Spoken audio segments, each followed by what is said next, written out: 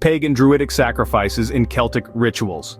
Ancient Celtic Druids are sometimes associated with human sacrifice. The association of ancient Celtic Druids with human sacrifice is a topic that has intrigued historians, but it's essential to approach it with nuance and careful consideration of the available evidence. Firstly, much of what we know about the practices of the ancient Celtic Druids comes from Greek and Roman sources, which often portrayed them in a negative or sensationalized light. Writers such as Julius Caesar and Tacitus mention Druids performing sacrifices, including those involving humans, but their accounts may have been influenced by cultural biases or political motives.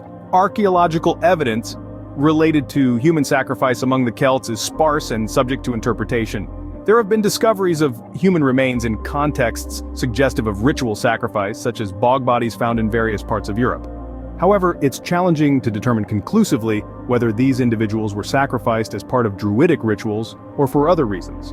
Some scholars argue that the evidence for widespread human sacrifice among the Celts is lacking, and that accounts of such practices may have been exaggerated or misunderstood by ancient writers. Instead, they suggest that rituals involving animal sacrifice, such as the famous accounts of the Wicker Man, were more common in Celtic religious practices. Others contend that human sacrifice may have been a part of certain Celtic rituals, particularly in times of crisis or significant events, but it's unlikely to have been as prevalent or systematic as some ancient sources suggest.